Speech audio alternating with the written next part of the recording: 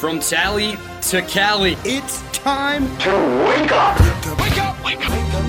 WarChant.com is your ultimate Seminole sports source. And this is Wake Up War Chant, presented by Zaxby's. Now here's WarChant.com's Aslan Hajavandi and Corey Clark.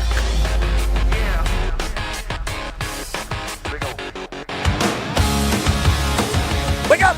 What up, everybody? It's Aslan. It's Wake Up War Chant, presented by Zaxby's. Corey Clark will be joining us via technology of the recorded interview. We're going to roll out some of our last interviews from ACC Kickoff from last week in Charlotte. It's still timely, it's still fresh, it's still relevant. You'll enjoy it, I promise, just the way I hope you do every time you get Zaxby's. Speaking of, I feel bad for Ira because when we go on these trips to Charlotte, he's usually stuck with having to drive me, and I'm a picky eater, and I try not to be too hard on myself because I'm like, well, he did grow up with, or he was, just raising 3 girls and had a wife. And when he goes on family trips, you got to keep all of them happy. So that's got to be tough, more so than just myself. Well, imagine if you got to feed 85 kids.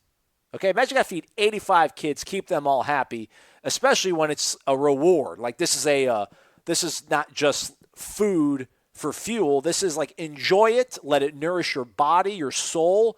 Let's get ready to roll out a big season in 2019 because Florida State is wrapping up player-run practices and the summer workouts later today. They're having their team bonding activity to wrap up player development initiatives that they installed throughout the summer. So this is like the last time they're going to get together before the real stuff starts, which we think is going to be August 2nd, but we still haven't received confirmation from the university on that. But anyhow, 85 players are all going to hang out at an undisclosed location later today to wrap up the summer, team bond, all that kind of stuff. And they got to get fed. They got to eat. So what do? You got to feed 85 kids. It's a dilemma. It's a problem. No, not really. Florida State reached out to Zaxby's. So Zaxby's is going to cater this sort of coup de grace end of summer feast for 85 kids, which first off, think about if like you're a walk-on. That's got to kind of be a bummer, right? I mean, all the, sort of indignities you have to suffer through as a walk-on, and I say that kind of tongue-in-cheek. It's still pretty cool to be part of the Florida State football program. But then you got to watch these guys feast on Zaxby's in front of you. That's tough. That's tough. So that's why if you go with a friend, maybe pick up the bill on them so they don't have to go without Zaxby's. But that's super cool. Again, the folks that help this show out, sponsor this show, really do help out Florida State, and it's a really cool partnership that they have with the university. And again, we're so thankful that they're sponsoring this little program, the little podcast that could, if you will. Anyhow, Corey, again, will be joining us in the interview segments to come. A couple things that did happen since the last time we all got together. All ACC teams were announced. I think there's like 27 slots, 13 of them, or 12 of them were Clemson players. Tamarian, Terry, and Marvin Wilson were the only Florida State players to make the All-ACC team. Cam Akers did receive 1 vote as a potential player of the year. As a team, Florida State was picked to finish 3rd in the Atlantic. That is the lowest rank preseason for them in the ACC since 2008, which was pointed out to me on the message boards by Coco Knowles that the last time Florida State was picked to finish 3rd in the Atlantic, they actually tied for 1st. It was 2008. Again, like I said, it was 2008. And in that season, they tied with Boston College, but Boston College had head-to-head, so it doesn't really matter. But Coco Knowles is like he's the most optimistic person on the entire message board. Go check out all of his posts on warchant.com. Use the promo code warchant30 if you're not a member of the Ultimate Seminole Sports Source.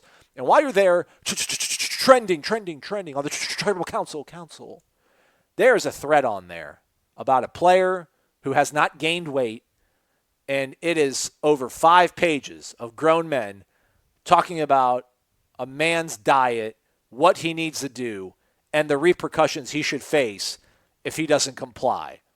It is the most ridiculous thread of the year. Probably not. Probably top 5. Definitely top 5. I don't recall the other ones that would be in front of it at this juncture. But it's just subscribe just for 30 days just to read that thread. It'll make your day. You'll either be disgusted or you'll laugh. And that's all you really need to make your day feel full. All right. One last thing in the department of things we're not going to talk about, even if we had a full show with Corey here, the quote-unquote snub that ESPN gave Florida State. ESPN's struggling for content right now, too. So they've gone from the BCS era to today, and they've gone ahead and created this like NFL U segment where on their NFL programming side on ESPN, they're ranking segments and teams. Like they're saying what college has produced the best starting 22 for an NFL team. So it's like Ohio State, Miami, Alabama. It's crazy. Ohio State, their quarterback is Mike Tomczak. Alabama's quarterback, they put was A.J. McCarron. Again, it's from the BCS era to the present day. Again, they're saying which college has produced the best NFL talent. If you were to make a starting 22 NFL team from just one university's players from 1998 until the present day, who would it be? I think Miami ended up winning it, which now that I say that, Jim Kelly was on that, so it wasn't that parameter. But what they did on their website was use that parameter, 98 to the current day. And Florida State was ranked number 5 for best defensive backs in the NFL. A bunch of you are upset. I can't get upset about it. I just can't. I'm sorry. I'll try. Anyhow, without further ado, I'll catch up with you and let you know what's going on after this. But here we go. Marvin Wilson, and better than that, Corey Clark. Welcome back. It's Wake Up War Chant. Aslan and Corey here in Charlotte with Marvin Wilson. Yes, Man, sir. looking fresh. Yes, All sir. black murdered out. Little red bow tie. Who helped you with this ensemble? Really just me. Okay. Tamara and Terry, we got our suits together, and knowing Terry, he likes to dress real well, and I had to tell him I was going to dress better than him. But at the same time, we were trying to help each other out. Me and Terry just want to dress real good, represent the school real well, and that's what we came to do. The bow tie, huh? Yeah, I had to come. Are you a bow tie guy necessarily, or is this the first one you've ever worn? Oh, no, I'm really a bow tie guy because I know that everybody likes to wear regular ties. I know. Right. I was real positive. I was like, nobody's gonna wear bow ties at this event, so I was Right. like, I'm gonna go ahead and bust out the bow tie. Sure, That's man. what I did. It's a good look. Cam give you guys any tips of what to do when you're out here for ACC Kickoff since he was out here last year? No, Cam let us come into it blind. He didn't tell us we was gonna have all these interviews and stuff like that. But I'm gonna get Cam when I get back home. I'm gonna get him. He was supposed to tell us, but it's cool. It was just cool just being out here though. It was a great experience.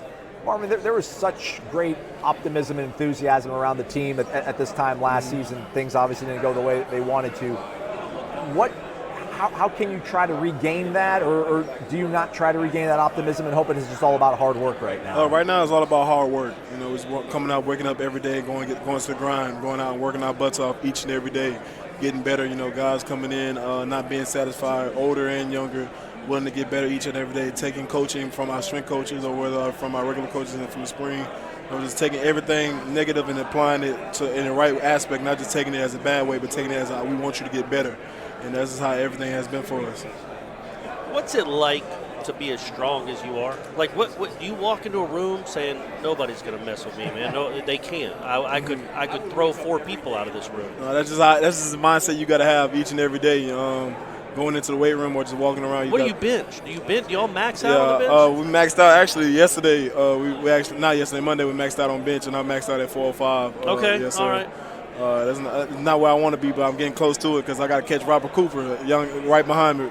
Robert Cooper got 425 up the other day, so okay. yeah. So that's the different things how we be going competing each way. I never even hit over 400 pounds before.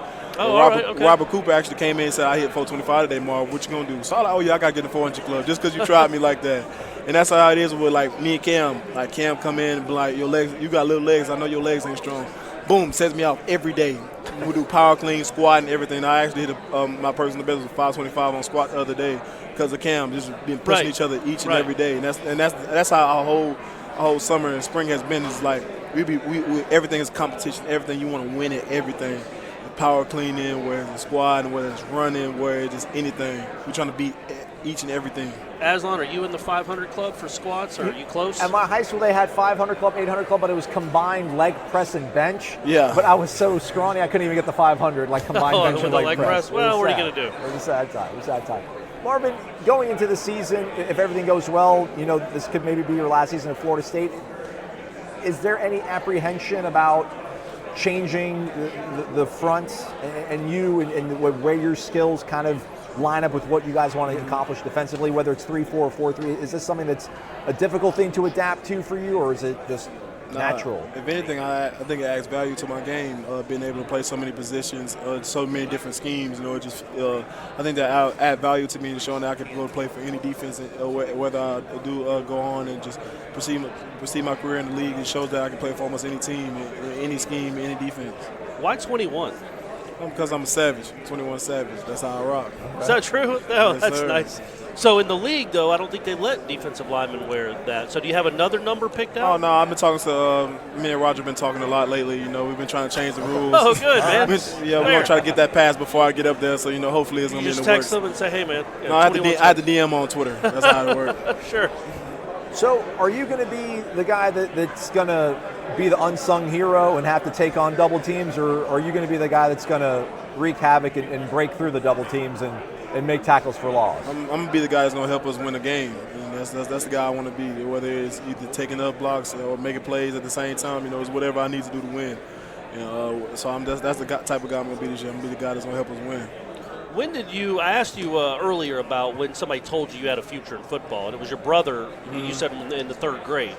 When did you know, okay, yeah, man, I can make – when did you really believe I do have a chance to make this a way to get in college and to make a career out of it? My summer of my freshman year in high school.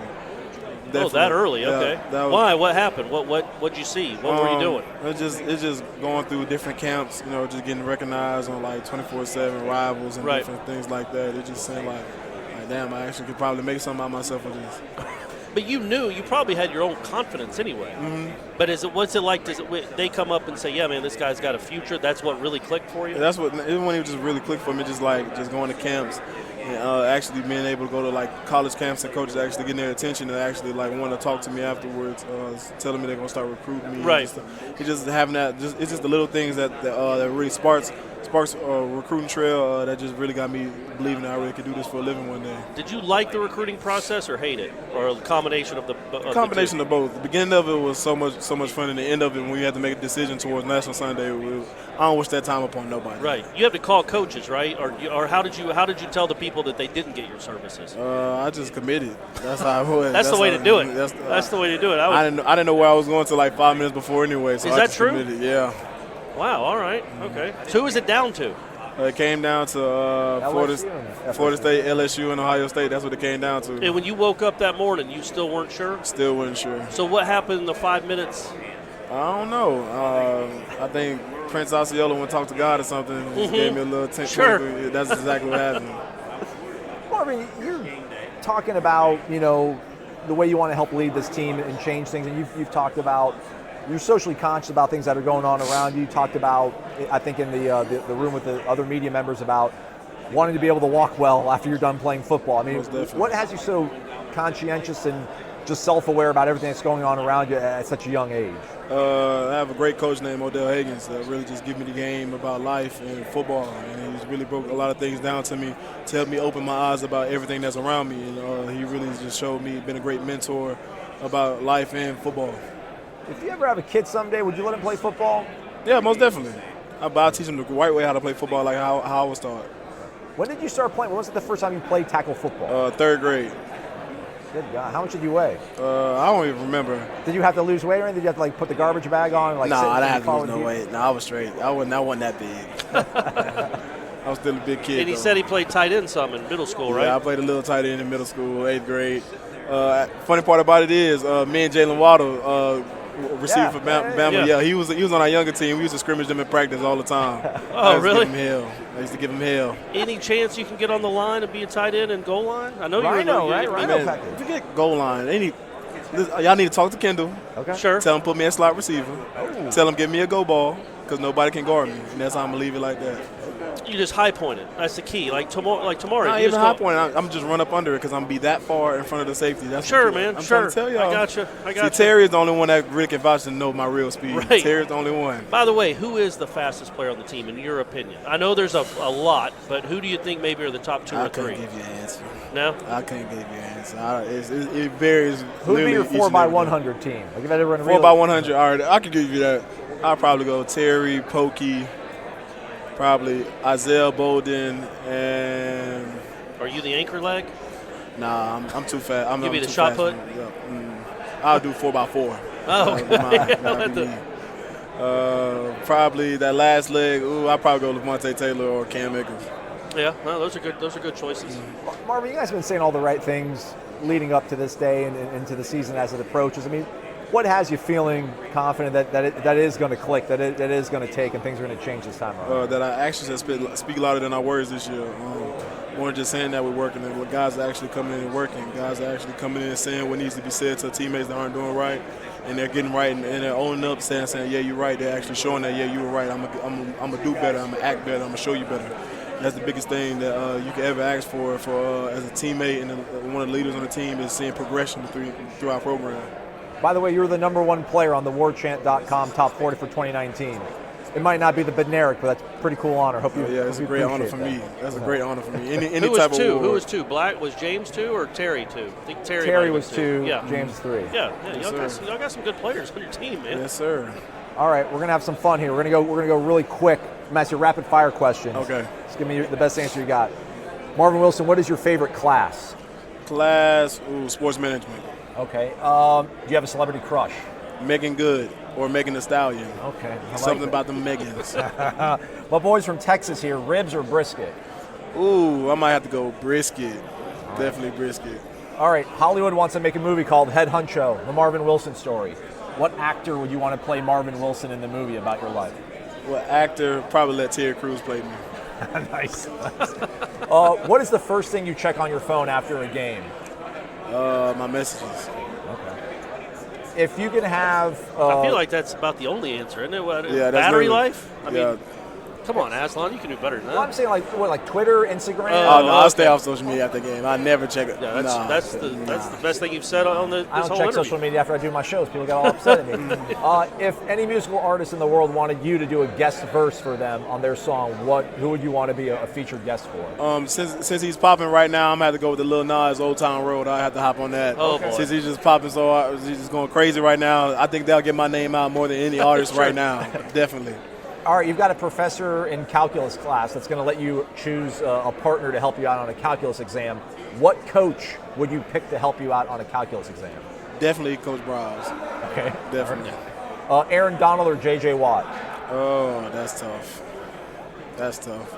I assume you're a Texans fan, right? Because I'm a Texas fan, but you got that's Aaron tough. Donald's a beast now. This is a beast. But you got to look at JJ when he was in. Yeah. That's tough. That's a tough man. I'm gonna leave that one Timmy on Jernigan. You'll say Timmy Jernigan, Yep. right? There we go. Who's got the best visiting locker room that you've been in? Oh. Or the worst visiting locker room? The worst visiting locker room, definitely Wake Forest. Oh my gosh, it was so small. You pop a flat tire on the side of the interstate at 2 in the morning. Which teammate would you call to come help you? Jalen Goss, definitely. Okay, dude, Jalen Goss looks good, man. Yeah, Jalen Goss has been working his butt off this offseason. All right, do you have a Coach Odell impression you can give us? Oh yeah, I got you. Odell, for some reason, when I mess up every time, he loves screaming my name, and I don't understand why. I purposely ignore him. I look away, and all you hear is, Marvin! Marvin! I'm like, oh my gosh, bro. Like, can you leave me alone just for a little bit? He also tells you to get low occasionally, right? Yeah, get definitely. That's the go-to too. Get low, bend your knees. That's always the go-to. 3 go-tos right there. All right, man. Well, it's go-to time for Marvin as well here as the season approaches. Thanks for joining us here on Wake Up War Chant. Marvin Wilson, ladies and gentlemen. Thank you. Thanks again to Marvin. I mean, just what a dude, right? Complete dude. Certified dude. Anyhow, more from ACC Kickoff coming up here on Wake Up War Chant presented by Zaxby's. But first... The universe is a big place, so you should feel especially lucky you ended up on the same planet with Zaxby's. And right now, we're cooking up our special Cajun Spice Blackened Chicken for our Cajun Club Sandwich and Black and Blue Salad. It's an intergalactically delicious taste experience, and you don't have to travel light years to get it. The Cajun Club Sandwich and Black and Blue Salad, only at Zaxby's. You're listening to Wake Up War Chant Low Carb Beer for the Seminole Soul. Back to Aslan and Corey. All right, we're back. It's Wake Up War Chant, presented by Zaxby's. You know it's back almost?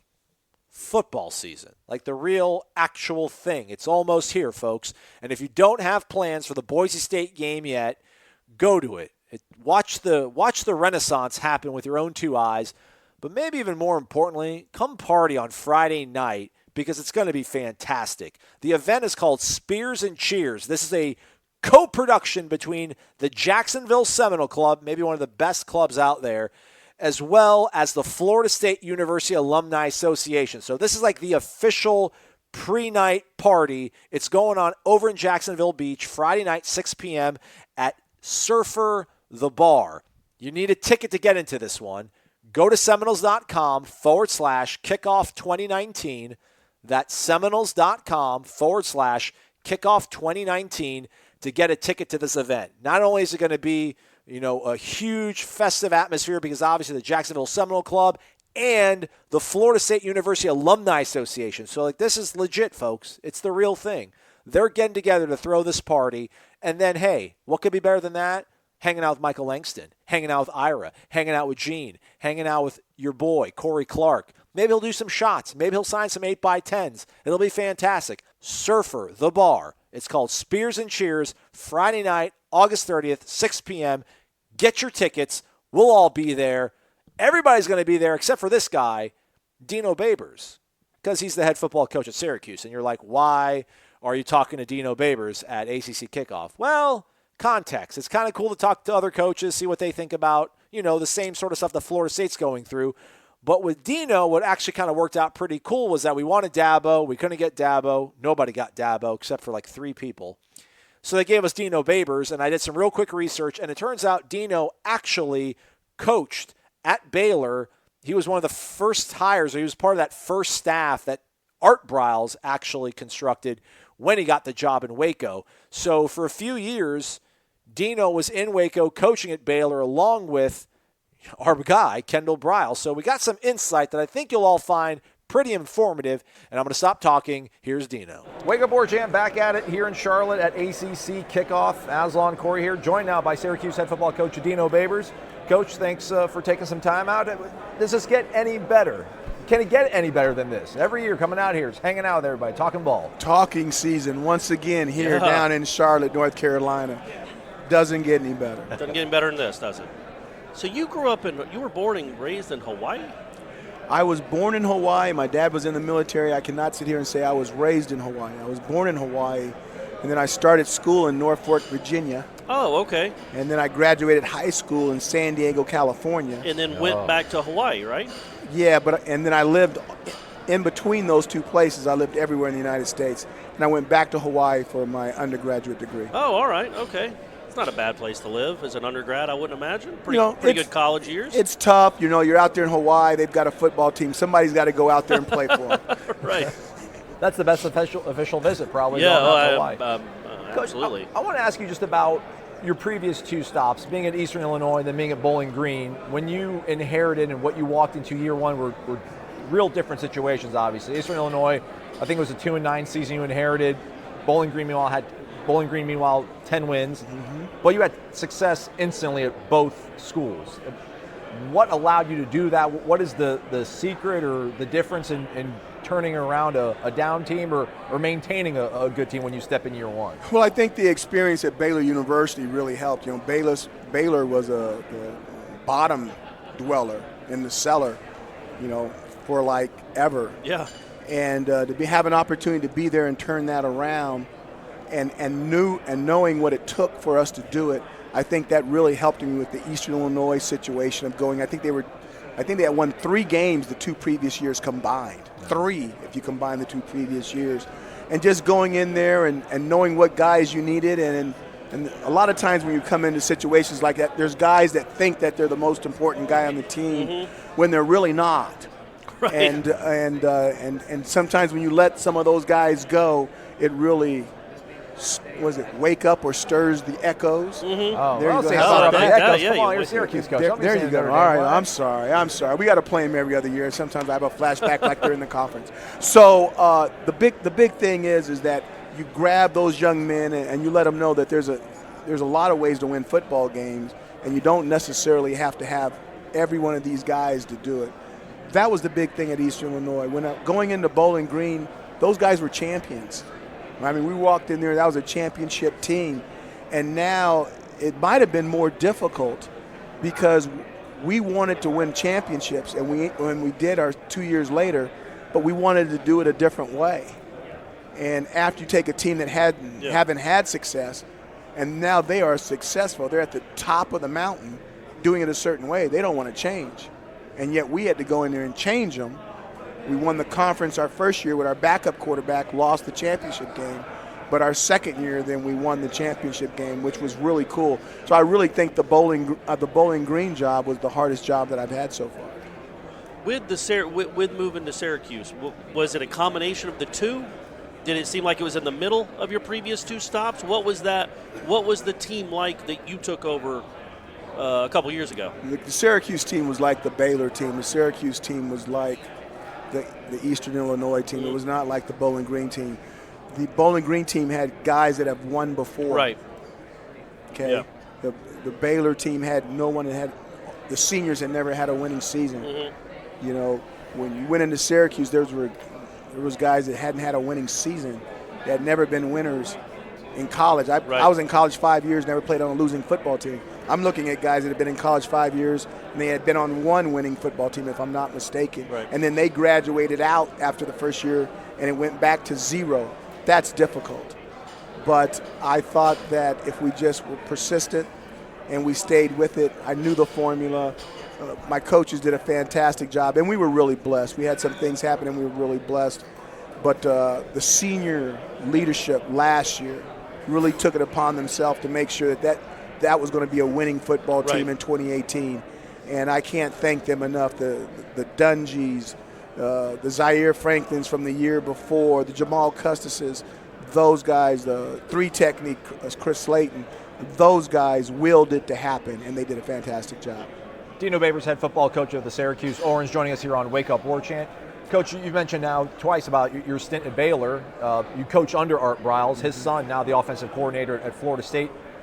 What were your interactions coaching with Kendal? Because you were a receivers coach, he was inside receivers coach, or what kind of guy was Kendal? Just X and O's football kind of guy. What did he strike you as a young man? Kendal's a great guy. He's going to do a great job for you guys down there. Randy Clemens was also on that staff. Randy Clemens was on that staff as well. He's a fabulous O-line coach too. You guys got 2 of the guys that know that system better than anybody. The relationship between me and Kendal was a business relationship. We had a lot of fun with each other off the football field. You know, the coolest thing was I had a lot of knowledge as an older coach, and he was a younger coach, but he actually had more knowledge than me in the offense. So there was a weird balance that I knew a lot, but some of the stuff I knew didn't apply to what we were doing. He didn't know as much about other things, but he knew everything about that offense. So we really did have a good relationship, and there was times where I had to talk to him about certain things to make sure I was teaching it right, because I do know a lot, and the last thing I want to do is put something bad into the computer. So it was a fabulous stay, and obviously I left after 2012, but they did some amazing things there, and I'm sure that you guys will be just fine. Especially if they have a Robert Griffin III on the team somewhere. RG3 helped. What was he like? What year was he when you got there?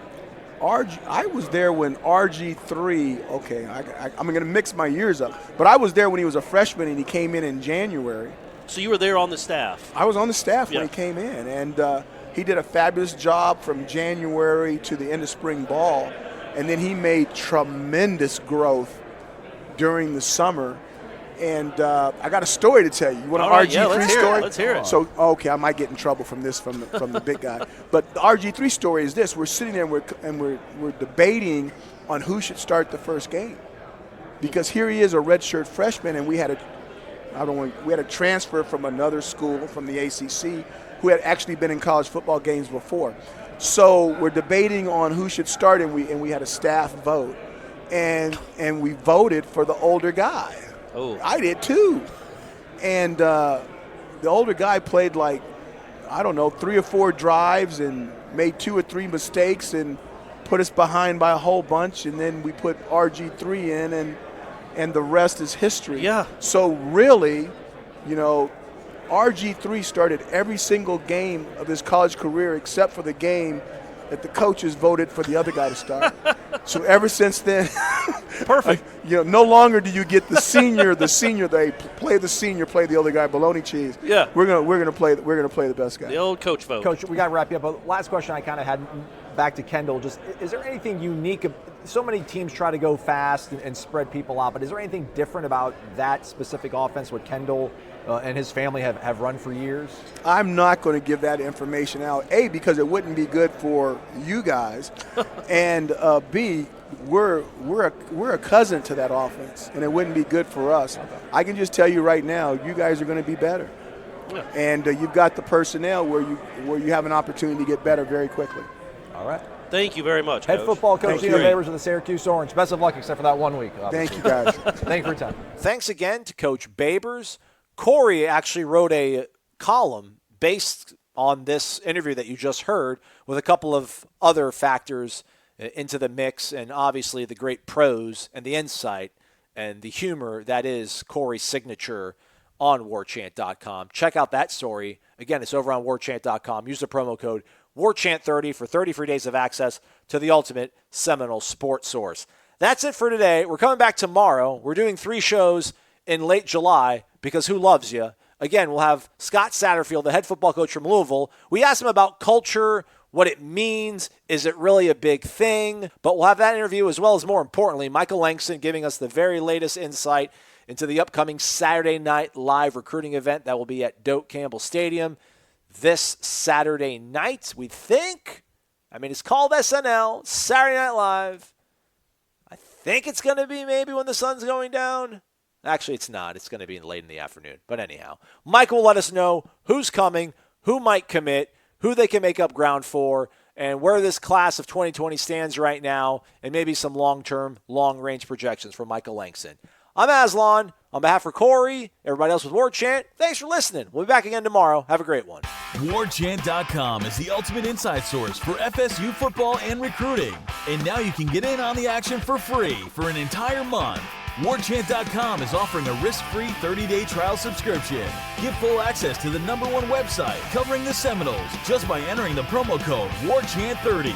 That's WARCHANT30. Sign up and get in on the world's most active FSU message boards.